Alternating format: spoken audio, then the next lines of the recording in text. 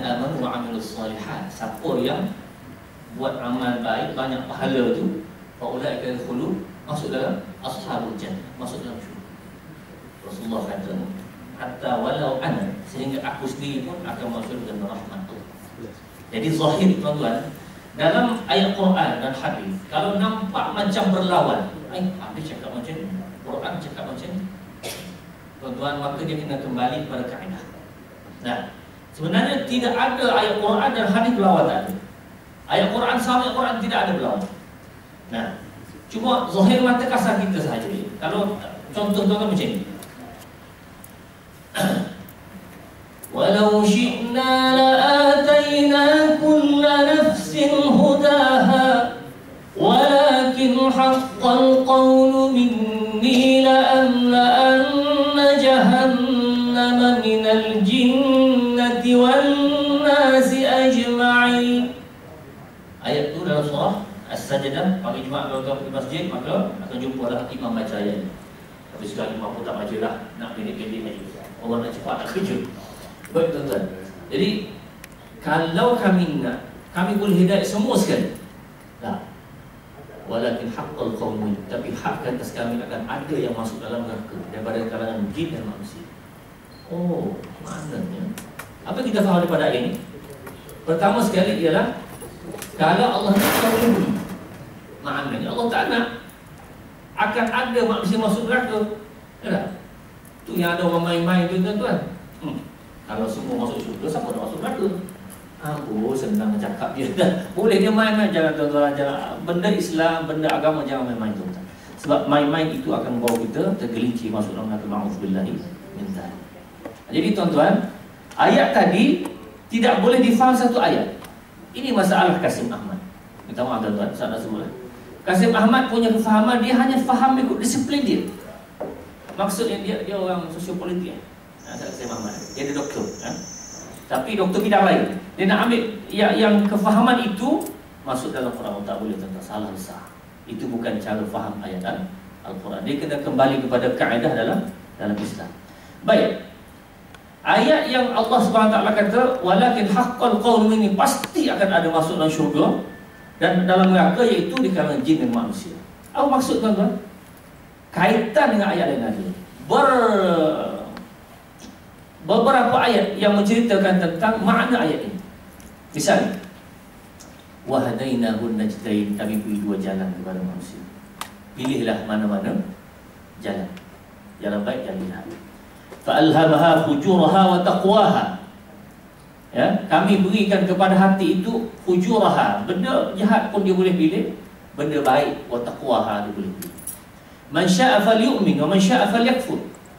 Dia orang nak beriman silakan, tak nak beriman pun tak apa, tapi kesan daripada tak beriman ialah masuk dalam neraka. Jadi makna berkali-kali Allah beritahu dalam Quran bahawa ayat yang menceritakan bahawa dia kena pilih benda yang baik. Bila dia pilih benda tak baik, barulah la'amla'anna jahannam. Itu dia tuan-tuan. Kalau hanya baca satu ayat faham ayat itu je, habislah tuan-tuan, kita salah dari disiplin memahami ayat Al-Quran. Jadi dengan sebab itu kita perlu ingat bahawa cara nak faham ayat Al-Quran itu kena melihat kepada ayat lain, tapi ini perlu kepada disiplin dia. Samalah tuan-tuan. Ya. Kuasa memilih ni, kuasa mutlak. Ya. Kuasa memilih. Kita ada hak memilih itu. Mutlak ke ataupun selagi mana yang Allah Subhanahu Wa Taala benarkan. Maknanya masih Ahli Sunnah wal Jamaah, ikhtiar tadi adalah masih kena dengan kehendak ataupun ketentuan daripada Allah Subhanahu Wa Taala. Tetapi Allah Subhanahu tidak zalim. Dia paksa manusia sudah dibunuh dalam kata. Wa mallahu bidzulmin lil ibad. Allah tidak zalim kepada manusia. Maknanya apabila kita memilih, maka pilihan itu kena dengan apa yang Allah Subhanahu Wa Taala suruh buat. Jadi tidak Allah tentukan tiba-tiba macam mana pula Allah suruh pilih. Contoh kita kata sekarang ni Allah tentukan kita masuk syurga atau neraka, sudah ada ke tidak? Sudah ada tuan-tuan.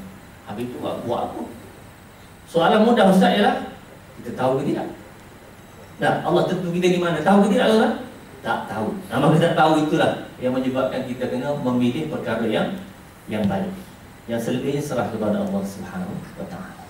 Jadi dalam perkara melibatkan ikhtiar ini, Allah beri, selagi mana Allah beri itu kita kena pilih benda yang baik. Sebab tu dia sebut man syaa falyu'min. Siapa yang nak silakan. Wa man syaa falyakfur. Baik tuan-tuan. Sekiranya perkara itu tidak ada pilihan. Macam mana tak ada pilihan? Saya beri contoh. Yang tak ada pilihan ini ialah perkara yang Allah tidak kena dosa dan pahala. Contoh tuan-tuan. Kita tidur malam mengigau. Ada orang mengigau tuan-tuan. Mengigau malam tu dia duduk flat. Beberapa tingkat, puluh tingkat tu tuan-tuan. Terjun. Apa hukumnya? Berdosa ke tidak? Tak berdosa. Mati itu dia tidak dikira bunuh diri. Kenapa? Dia tidak ada pilihan. Mengigau pilih macam mana lah. Kalau dia sadar, tak ada lah dia terjun tu. Tapi oleh kerana dia tak sadar, tidak ada pilihan. Yang tidak ada pilihan yang tidak kena dosa. Itu janji Allah. Ya, yang tidak ada pilihan. Tapi tuan-tuan, bila masuk waktu salat, kita kata itu tuan suruh pilih. Nak semayang, pilih nak semayang boleh, tak semayang boleh. Ini ada dosa pahala. Dan contoh sekali lagi waktu zuhur. Tuan-tuan boleh ke tidak tuan-tuan semayang? Boleh ke tidak tuan-tuan tak semayang? Boleh ke tidak? Tak. Maksud saya pilihan tadi, dari segi pilihan. Mampu tidak kita semayang dan mampu tidak kita tidak semayang? Mampu ke tidak? Mampu tuan-tuan. Maka mampu itu ada dosa pahala. Itu yang setia. Ya. Tapi kalau tak mampu macam tadi, terjun bangunan, kalau dia tak sadar, maka itu tidak berdosa. Dosa pula dia yang kena. Dosa macam mana? Mana dia ditembak kan? Apa masalah? Dia tak ada apa-apa. Ya. Masalah sekarang kita kata orang tu memilih untuk terjun, itu dosa lah. Mana dia bunuh diri, tapi yang betul tidak bunuh dia, orang bunuh dia. Jadi bab lain lah. Tak ada kaitan itu. Boleh tahu tak?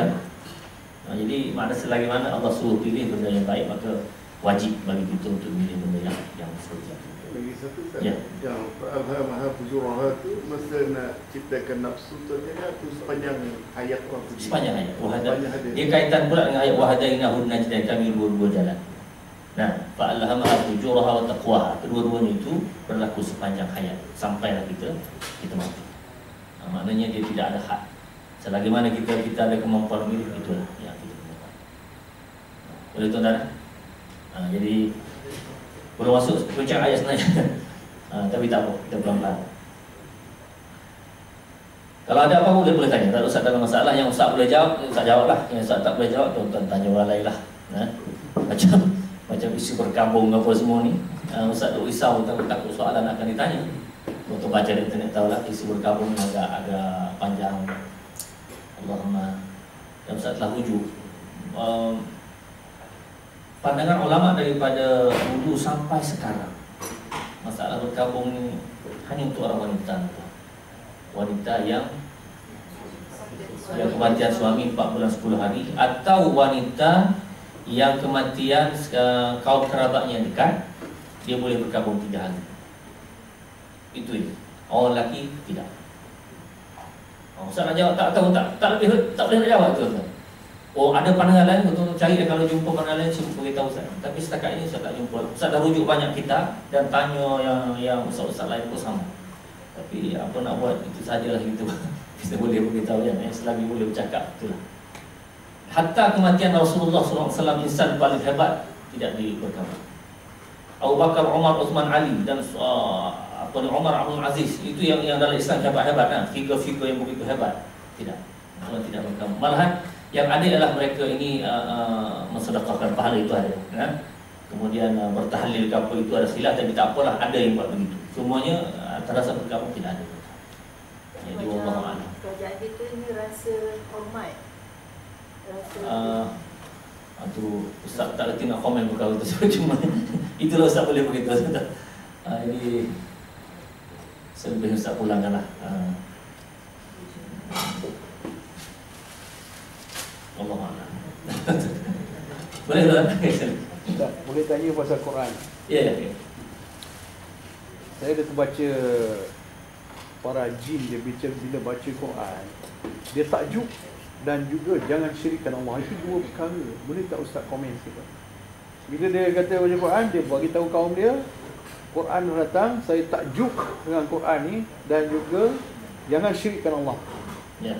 Itu mesej yang tetapi kenapa kita manusia Itu dalam surah Al-Ahqaf.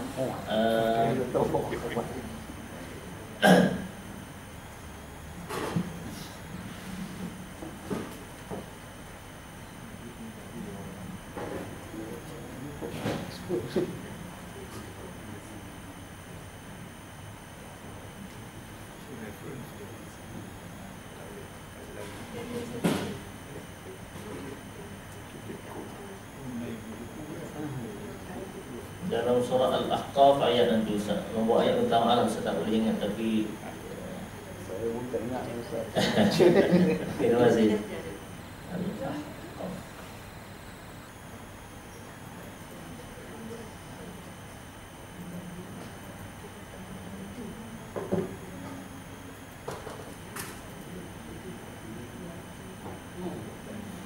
Tamam al-hadith. Ayat di Dia pembukaan ayat surah Al-Ahqaf ayat nombor 29 kan.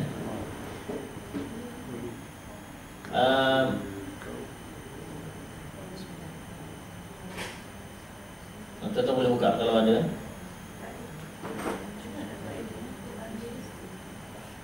Yang ini kalau namanya Maktabah Syamilah, Al-Ahqaf.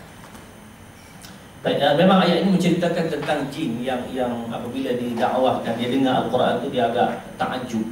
Bukan agak lah, memang dia takjub sungguh. Tuan-tuan, dia suruh bahasa Arab kalau tuan-tuan membaca dan mengkaji bahawa Al-Quran ini satu mukjizat, dia suruh bahasa. Orang Arab dia boleh nampak, boleh faham. Orang Melayu tak faham. Maksudnya macam mana mukjizat macam ni, kita tak faham. Itu sebab kita bangsa Melayu lah, bukan bahasa ibunda. Tapi orang Arab dia amat mengagungkan dia punya sastra Arab apa semua tu. Sebab itulah di keliling Kaabah tu yang menang tiap-tiap tahun sajak-sajak syair tu digantung kat keliling Kaabah tu. Jadi bila Quran datang, semua itu kalah. Sehingga Abu Sufyan, Abu Lahab dan seorang lagi nama tu tiap-tiap malam datang ke rumah Rasulullah sallallahu alaihi wasallam secara sembunyi kerana nak mendengar benda ajaib ini. Bagi dia pelik, ini bahasa apa ini?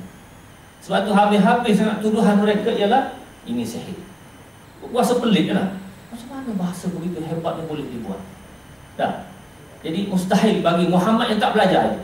Muhammad ni kan ummi. Maksudnya ummi ini tidak la yaqra'u wala yaktubu, tidak membaca, tidak menulis. Ini pun orang komen sekarang tu. Macam mana Muhammad awak tak baca yang menulis? Takkan Rasul macam tu? Tuan-tuan, kalau Rasul pandai membaca dan pandai menulis, kata Rasul buat Quran pula. Dah. Sekarang orang kata kalau Rasul pandai sungguh, misalnya pandai membaca, pandai menulis, apa orang kata? Oh, ini guru karangan Muhammad. Yang tak pandai membaca menulis itu orang tuduh. Kalau pandai macam mana keadaan? Tapi bukan tak pandai membaca menulis makna bodoh, tidak. Tu nenek kita tuan-tuan. Dah. Pandai baca menulis? Tak pandai, tapi dia punya peribahasa tu bagai lembu cucuk hidung, bagai kera mendapat bunga. Sampai sekarang orang guna tuan-tuan. Bijaknya orang tu. Cuma tak tahu baca dan menulis. Jadi makna itu antara mukjizat yang Allah Subhanahu Wa Taala letak kepada Rasulullah sallallahu alaihi wasallam. Jadi masalah jin tuan-tuan, minta maaf lah kenapa orang bahagian jin ni kalau nak cerita pasal jin. Cuma nak beritahunya memang akhirnya puak-puak jin ni telah memeluk Islam sebahagiannya kerana dakwah daripada Rasulullah sallallahu alaihi wasallam. Ya qaumana ajibu da'i Allah wa aminu bihi. Wahai kaumku itu jin, terimalah seruan daripada Allah dan berimankanlah, kamu akan yaghfir lakum dzunubikum wa yujirkum min 'adzabin alim. Maknanya jin juga akan termasuk dalam golongan sebahagian masuk dalam neraka Allah Subhanahu wa taala.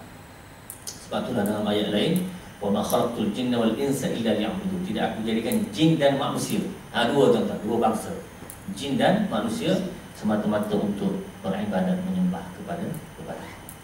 Boleh tuan-tuan? Ustaz nak masuk sikit tentang kita punya perbincangan ayat pada hari ini. Baik, ayat surah Tahrim ini tuan-tuan cuba baca. Surah Tahrim juzuk yang ke-29 muka surat 560 adalah menceritakan tentang Rasulullah sallallahu alaihi wasallam ditegur oleh Allah. Ini salah satu nak menunjukkan bahawa Quran ini bukan ciptaan Muhammad. Ayat yang Allah tegur Nabi adalah Quran. Kalau Muhammad yang buat, maka Muhammad tidak akan tunjukkan ayat ini. Kenapa? Apa faedahnya? Nah, kalau betul-betul lah yang dituduh itu mengatakan Muhammad yang buat, tapi hakikatnya Quran bukan daripada Muhammad, tapi daripada Tuhan Muhammad, Allah Subhanahu wa taala. Baik tuan-tuan. Rasulullah sallallahu alaihi wasallam, dia ayat ini Allah tegur, ya wahai Muhammad, kenapa kamu mengharamkan apa yang Allah halal? Baik. Dalam Sahih Bukhari ada menyebutkan dua kisah tentang perkara ini. Yang pertama sekali ya, Rasulullah SAW minum madu. Minum madu kan? Kita kata masalah minum madu. Baik, madu itu saya cek, rupanya madu itu berwarna putih. Kalau dia makan itu, dia akan mengeluarkan bau tak baik. Isterinya tak suka. Kita kata, kalau kita tak ada madu macam tu, madu putih ni apa? Madu kelulut kan? Kelulut kan, begitulah. Tapi dia punya kesannya, baunya tak baik. Maka petai lah ulamaknya tempat kita lah. Petai, lebih kurang. Lalu Rasulullah makan juga. Makan pula di minum madu itu di rumah Hafsah. Hafsah dapat tahu. Rasulullah pesan, wahai Hafsah, janganlah kamu beritahu isteri-isteri lain. Hafsah kata tak kira, nak beritahu juga, dah semua isteri kan, begitulah. Lalu Rasulullah pun kata, kalau macam tu tak apalah, abang tak minum lagi lepas ni. Baik tuan-tuan. Lalu Allah SWT turun ke ayat tegur Rasulullah SAW. Kenapa wahai ya Nabi, kamu halalkan, haramkan benda yang halal? Kita kata apa masalah? Itu kan percakapan antara Rasulullah dengan isterinya sahaja. Dah, mungkin nak ambil hati sahaja. Tuan-tuan, perbuatan Nabi sama ada cakap ataupun senyap dikira sebagai hukum. Betul ke tidak? Ya, kalau Rasulullah senyap pun ada jadi hukum. Contohnya dalam makan tok. Contoh tahu tok? Ya, biawak tu biawak kan. Dia cuma biawak pandang pasir. Yang biawak kita jangan tu kan, pandang pasir. Jadi yang itu bila ada sahabat makan dengan hidangan bersama Nabi, Rasulullah kata apa ni? Tok. Senyap sahabat tu makan. Tak kata apa. Baik, senyap Rasulullah menunjukkan benda itu iqrar, benda itu boleh. Cuma Rasulullah tak lalu makan. Tuan-tuan lalu ke tidak? Tanya sendiri lah. Ustaz tak tengok biawak pun tak boleh dah.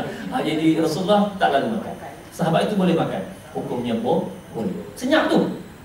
Kita ni tuan bercakap pun tak kira, senyap pun tak kira kita, tapi Rasulullah jangan.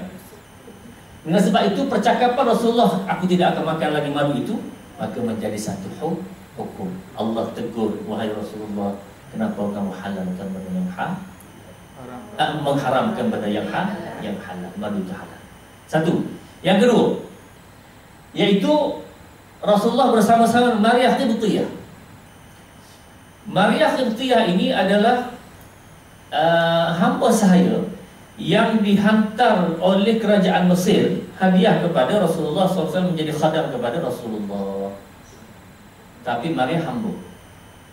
Ya, salah seorang kalau tengok senarai isteri Rasulullah, Maria Qibtiyah. Tapi tuan-tuan, Maria Qibtiyah kekal tidak berkahwin dengan Rasulullah sallallahu alaihi wasallam. Lahir daripadanya seorang anak namanya Ibrahim. Macam mana? Baik tuan-tuan. Dalam Islam, ya, hukum hamba, syaratnya hamba saya boleh. Dia sama saja taraf dengan isteri. Hamba tetap hamba, tapi lahir anak merdeka. Dan orang Arab, dia sifat dia kalaulah diduduk sekali, tetap juga dia tidak akan bersama-sama dengan hamba saya. Kenapa? Kerana dia akan merendahkan taraf martabat. Anak lahir jadi merdeka, jadi orang biasa. Oh, ini anak siapa? Anak daripada hamba. Lalu Islam nak buang perkara ini, iaitu lalu Rasulullah SAW dalam ayat Quran, walladzina hum li furujihim hafizun illa ala azwajihim aw ma malakat aymanuhum. Ini Ustaz cakap tuan-tuan kena rujuk lebih lanjut lagi lah. Cuma Ustaz beritahu bahawa isteri dan hamba illa aw ma malakat aymanuhum itu dibenarkan dalam Islam. Cuma Ustaz cakap tu hamba sahaya, bukan orang gaji Indonesia, tak.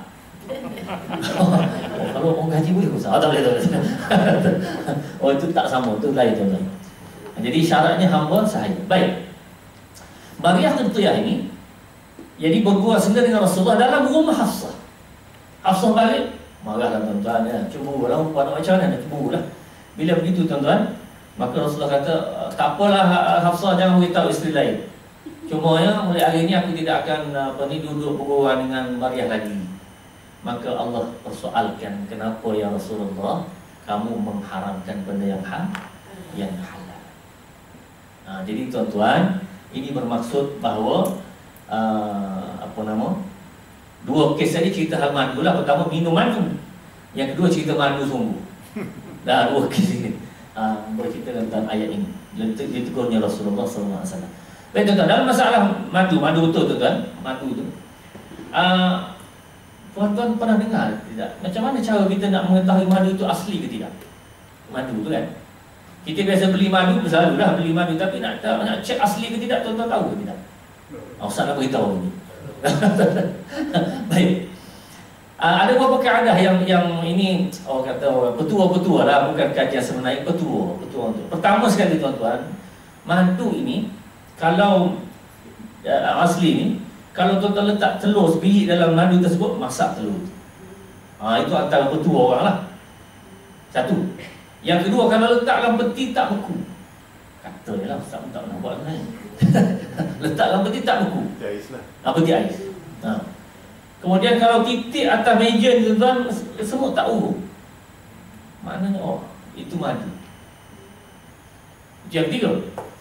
Yang keempat, saya pusat pesan barang jangan dicubalah. Ini bahaya sikit ni. Bawa balik madu itu ke rumah, tunjuk pada isteri kita. Kalau melayang segala pinggan dan mangkuk, sah madu asli.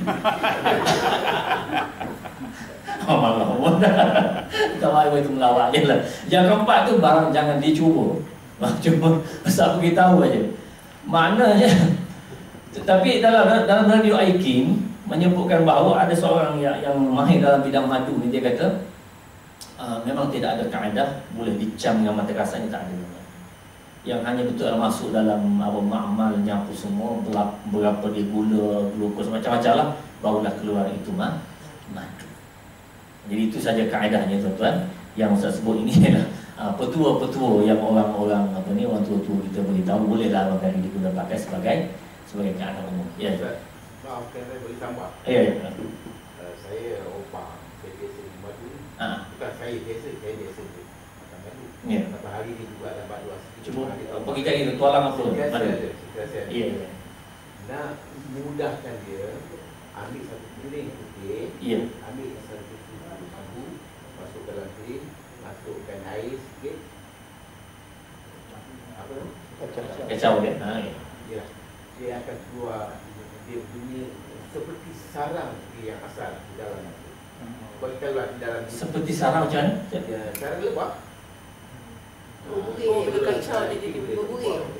Nak check originality lah. Dia macam mana sarang. Kita kacau kemudian Sarang lebah yang kedai selalu dia tu. Okey. Saya rasa pernah tengok sarang lebah, tak pernah tahu macam mana. Tengok je.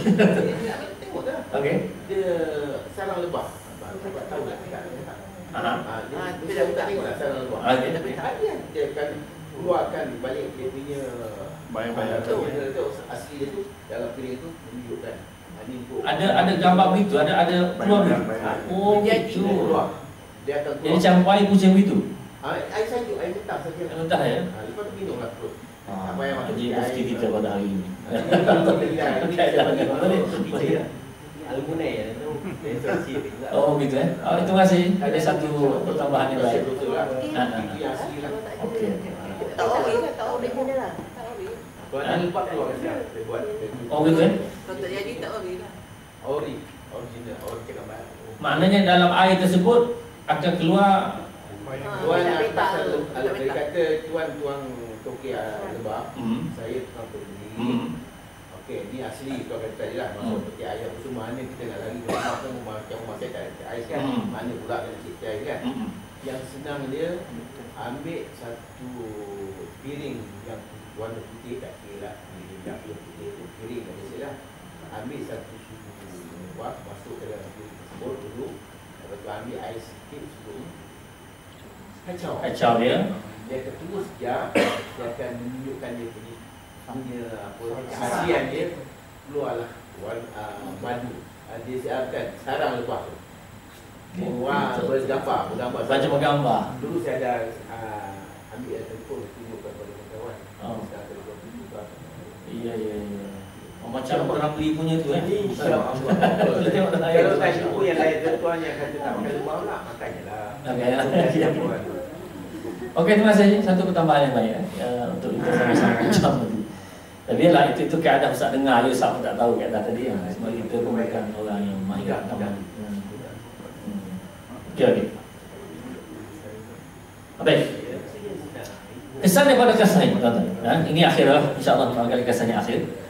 Kesan daripada kisah Rasulullah, kita pasal madu tadi, kemudian Maryah Qibtiyah tadi, maka Rasulullah sallallahu alaihi wasallam kecil hati. Lalu bila kecil hati ini telah Rasulullah uzlah pergi duduk masjid. Masjid bukan jauh mana pun, rumah Nabi dengan masjid kan sebelah-sebelah aje lah. Jadi semua naik duduk tingkat atas Masjid Nabawi selama 29 hari. Jadi kalau tuan-tuan gaduh apa dengan rumah duduk masjid, orang kata duduklah sampai bila-bila. Baik tuan-tuan, Rasulullah duduk 29 hari. Sehingga tersebar berita bahawa Rasulullah telah menceraikan isteri-isteri. Walhalnya Rasulullah kata bila Umar datang jumpa Rasulullah, tidak, Umar bukan menceraikan, tapi ialah dia rasa kecil hati dengan apa yang berlaku itu.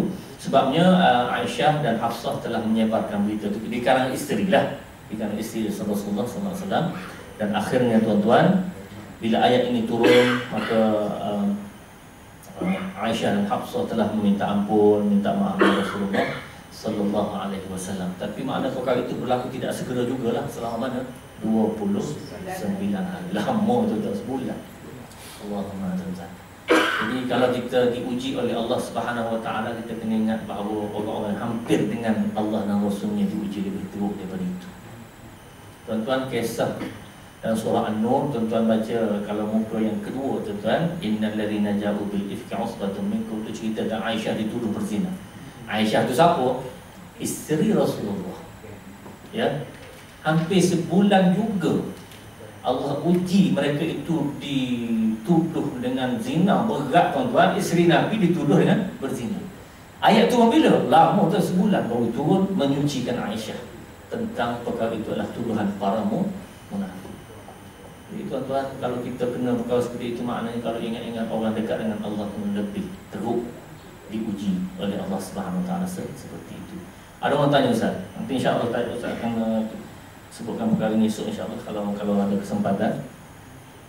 Iaitu kalau Allah sayang kepada kita, nah, kenapa Allah biarkan?